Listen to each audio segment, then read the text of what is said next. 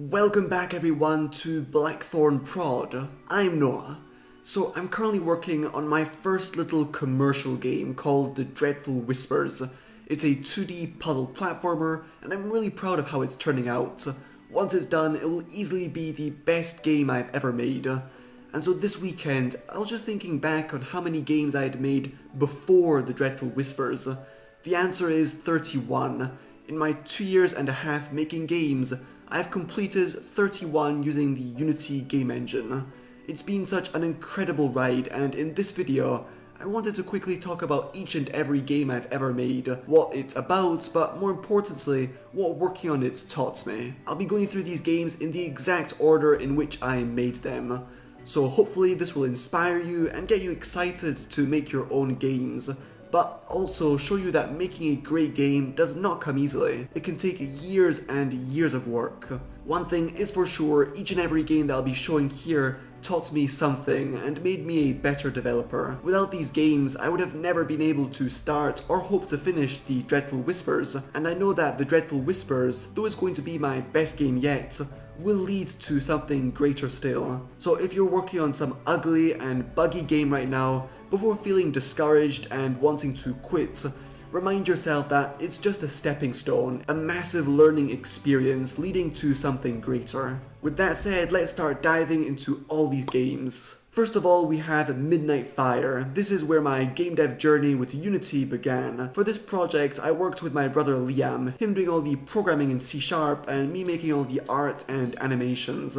I'll never forget this game or the experience making it. During the 3 weeks developing this cute 3D top-down shooter, I learned so much, such as finishing projects and not giving up as soon as things get a bit hard. I started and quit dozens of projects before completing this one with my bro, and it felt so damn good. I was able to put to good use all those 3D modeling and animation skills I'd acquired with Autodesk Maya. It was awesome. Once the game complete, I played it every night for a month after school, trying to beat my high score. From then on, I was hooked and deeply in love with the world of game creation. Color Shooter was the next game I made with my brother Liam. Again, him as the programmer and me as the artist and animator. We both worked on the game's design and sound effects and stuff. This is a reflex, mind-twisting game where you need to shoot the correct colored projectile at the right enemy. So green projectiles kill green enemies, red projectiles kill red enemies, and so on. Again, we learned how to finish what we started, and both improved our game dev skills like crazy, me with the art and Liam with code. More than 2 years later, I'm still really proud of the art and colors in this game. It's all very round, cute, and happy looking. Note that I had spent a good 2 years using Autodesk Maya before making this game. These modeling and art skills didn't just come out from nowhere. Okay, Raining Apocalypse. This is another small and simple 3D game made in Unity. But this is the first one I actually made completely on my own. You just control a cartoony soldier character that needs to dodge hazards. What did I learn here? Well, a truckload of C# programming. I was terrified of coding before this project, so making this game shattered my silly beliefs that I would never be able to program. So if you believe you can do something, be that great art, code, good game design, anything in life really, well, think again, because the truth is, you can. Surviving Hell. This is another 3D top-down shooter game that I made on my own. It tells the story of a little angel that was accidentally sent to hell instead of heaven. My goal was to make a bigger, better version of Midnight Fire. I thought the game was awesome when I completed it. It even had an epic boss fight and lots of cool enemies. Playing it now though, I can't help but cringe at the slow controls and overcomplex rules. However, making this game taught me lots more about C# programming, and I had such a lot of fun designing this world. Round-A-Lot. This is the only game out of the 31 games I've completed that you can't play sadly. For some reason I never uploaded it to itch.io. It's a mini open world RPG where you kill goblins, rock monsters and mushrooms, go on tiny quests and discover little secrets. I learned how to make simple dialogue systems, make different enemy AIs, and had the absolute joy of seeing people explore this world I'd created and uncover its secrets. The Vicious Cycle, my first local multiplayer game. Basically plays like rock, paper, scissors, where the triangular character beats the spherical one, that in turn beats the cubic character, and so on. Again, I improved my programming skills and was really gaining in confidence. The Horizontal Kingdom. This was my very first 2D game, a weird tower defense experience full of chibi characters and monsters. I learned how to animate 2D characters using Unity, and how 2D collisions and sorting layers worked. And yeah, I realized that I enjoyed making 2D artwork more than 3D. There's something so simple, fun, and intuitive about drawing a character in Photoshop and then directly animating it, instead of going through the task of modeling, UV mapping, texturing, rigging, and then animating for 3D. The enemies within. Despite really liking 2D, I decided to make another 3D game because I wanted to create a first-person shooter. So that's what I did. It's an FPS set in the mind, where you blast at monsters that represent doubt, fear, and negativity. So obviously I learned how to make an FPS. Oh, and I also learned that making backups of your project is super important. After I lost about a week of progress when my PC unexpectedly crashed and some of my game's files went corrupt. This is also the first game with a more deep and interesting story. From then on, I tried to have all my games tell some kind of interesting or personal story, because it's a lot of fun and helps me as a developer design the worlds and make the art. Towards Better is a brutal 2D platformer which I made on my dad's Mac on a holiday in the mountains. The controls don't feel that good and some levels are incredibly punishing, but it was one of my first experiences designing levels for a platformer game. And I was also reminded that you don't need that much to make a game. You don't need a super powerful computer, a drawing tablet, lots of expensive softwares, a massive team of talented programmers, artists, and musicians. Just one computer and Unity. That's all that you need. And of course, a strong desire to bring your imagination to life. So here comes Bring Your Imagination to Life, a 2D platformer made with my brother, who during his summer holiday break returns to the world of game dev. It's a relaxing game where you just turn static grey sketches to life with a paintbrush. I learned a lot about 2D art and game animation with this project. Beneath the Skin, it's the first game that isn't supposed to be fun or challenging, but is purely about the story of a geeky boy that can see past the layers of skin and see people's insides, like their brain or beating hearts. It's weird and was fun to make. You can analyze the twisted meaning behind it if you want, but note that at this point I was using the sprite mask to hide and show certain parts of a sprite, which happens to be the same technique I'm using more than a year later for my current game, The Dreadful Whispers. Be Yourself, my first ever game jam game. For those who don't know, game jams are events where developers need to make a game in a very short period of time and around a given theme. Not only did I test my game dev skills to their very limits by making this game in under 48 hours, but it was also the very first time that a game of mine was played by people other than family and friends. Thanks to the amazing Ludum Dare game jam community, I got tons of reviews and feedback, which was not only super motivating, but also helped me improve as a developer. I started to feel part of a community, and I loved it. The Fire of Belief, my biggest and most ambitious game up until that point. It's a local multiplayer top-down shooter set in the mind, where you meet and defeat dozens of horrifying monsters. The game is way too difficult and the mechanic of moving and shooting at the same time is a bit quirky. But oh boy did I learn so much making this game. For me it was a huge project. Never had I made so many bosses, enemies, friendly companions and secrets. It was also a roguelike, meaning that the world was randomly generated every time you played. Such a massive programming challenge. The game is very flawed, but the experience making it was one of the best I've ever lived. I also made a whole devlog about it on my channel, so I had this small community motivating me and giving me a lot of feedback. So that was also a big learning experience, building an audience, a passionate player base that you know for sure will play the game when it comes out. They Have No Choice. This is a quote-unquote walking simulator with a soft, cute art style.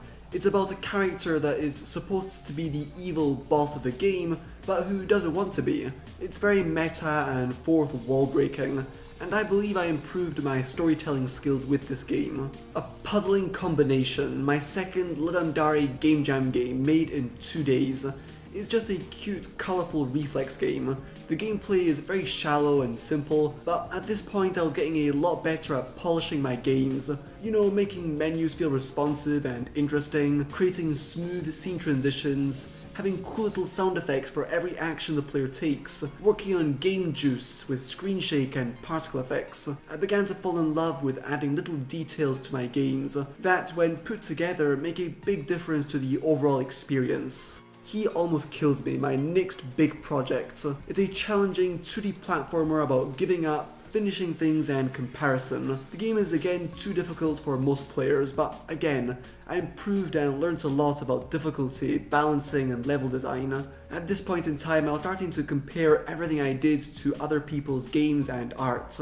And that was a very discouraging experience at times. I made this to try and purge those negative thoughts and habits from my mind, but also tell others that they're not alone struggling to finish things and comparing their failures or work in progress to other people's successes. I also started to learn how to work with someone other than my brother, in this case Eric Skarding, who made music for the game.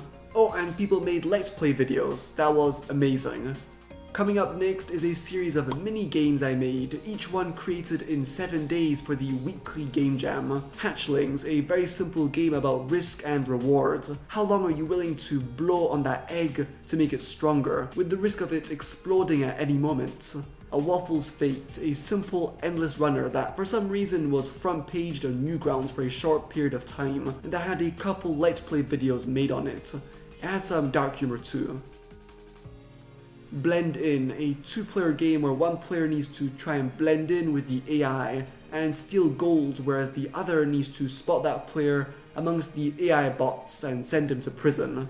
Inner, a very crappy little game I made, just me trying to make a whole game with frame-by-frame animation in Photoshop, instead of bone-based 2D animation in Unity, like I usually and still do. The Key, my first attempt at making a puzzle game. You can basically switch gravity. I'm quite proud of this little game, and designing the levels was a lot of fun. Mario Madness, another top-down shooter made with my brother. My goal here was to make the most gory game possible. I think I could make something a lot more gory now, but I guess I did a pretty good job at the time. Making these small games in a week taught me to prototype very fast, but also reminded me that making games is just a lot of fun. Before making these, I was beginning to put way too much pressure on myself. I wanted to make the next big thing, a massive game that loads of people would play and love. Making these games removes that pressure. It was okay if I messed up and made something completely crap. It was only made in a week after all, and I still enjoyed myself and learned something. Evolution. This was my third Ludum Dare Game Jam game, so something I made in only 2 days, and it's one of the projects I'm the most proud of, not only because of the arts, but also for the message it tries to tell. To this day, it's my game that got the most views and comments. It was actually the most rated game during Ludum Dare, 42, and ended up first in graphics out of thousands of other games. That was a massive boost to my confidence as a game developer. This game will always hold a very special place in my heart for sure. The Link, another top-down shooter. I think I'm obsessed with making these. This was made for the GMTK Game Jam. You basically switch between 2 characters, each sharing the same life bar. It's pretty fun, and I'm happy with the cute art style. Haha, this was me trying to be funny. You just watch crude dancing characters and mustn't smile or laugh. I had a few good laughs working on this game. The Game Creation Recipe. This one was made for my own game jam, so in 7 days. It's a Zelda-like adventure where you defeat monsters, various bosses, and try and collect all the ingredients needed to make a game. It's also filled to the brim with secrets and Easter eggs. At this point, I'm starting to learn what it really means to be independent. To be an indie game developer. It means being able to add these kinds of secrets and Easter eggs without needing to justify why. It's being able to make whatever I want, when I want, and make games that are personal to me, or that I will have a lot of fun working on, and that realization is amazing. The Other Side. This was a small Halloween game I made in 2 days. that has a very unique mechanic where you can reveal a darker, more sinister world with this trail-like object. People loved it so much I knew I had to expand on this mechanic more, which led me to my current game project, The Dreadful Whispers. I'm telling you guys, each game I've ever made has led to something else. The skills I learned with one project helped me with another, or a story or character design or mechanic that I used in a game was maybe expanded on or reused in a later, better project. So again, don't feel bad about that buggy, bad game you're working on. It's going to lead you to something greater further down the line. Battling Madness. This is my fourth Ludum Dare Game Jam game, made with another YouTuber called Saiku. Again, learning how to work with someone else was challenging but fun. When working on your own, like I do most of the time, you get used to not needing to justify what you do or agree with anyone. On the downside, you can miss out on a lot of fun and good times, as well as all that extra help that comes with having a teammate. Game dev can be lonely, so working with someone else makes it a lot less so. Please Player is another small game I made for that same Ludum Dare. I wanted to see how far the player would go to finish a game. Would he kill a poor old granny? Even a baby?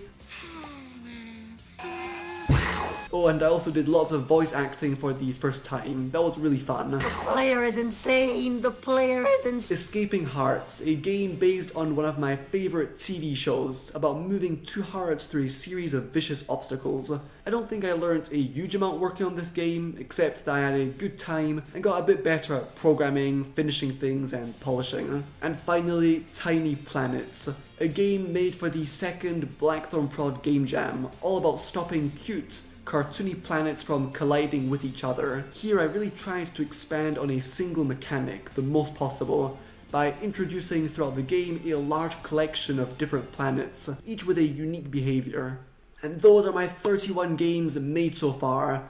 I've of course tried making tons of other games, many never saw the light of day, and I share a few of those in this video. But now I'm working on my 32nd game, my first commercial project, The Dreadful Whispers. And as I said at the start of the video, it's going to be my best yet. So hopefully you found that interesting. You'll of course find links to play each and every game in the description of this video. The main takeaways here are each game you make is teaching you something. That buggy mess you made, be proud of it, because at least you finished and published it. And it taught you something for sure. And secondly, any amazing game you played is the result of a lot of hard work. Each developer you look up to has probably also made dozens of crappy or mediocre games. Failure is success in progress, and failures will teach you a lot, perhaps even more than your successes. And remember, if you're trying to make a game and you're failing or finding it super hard and frustrating, you're already miles in front of everyone that isn't even trying. Okay, thanks so much for watching, and an extra thank you to my patrons who support me financially and to help me keep making videos and games. I won't be taking part in Ludum Dare coming up this weekend sadly, because I'm going to Copenhagen, where I intend to take part in the Nordic Game Jam. Their game devs will also make a game in 2 days around a given theme, so it should be tons of fun, and I hope to meet lots of cool devs over there. After that, back to work full time on The Dreadful Whispers, so stay tuned, cheers!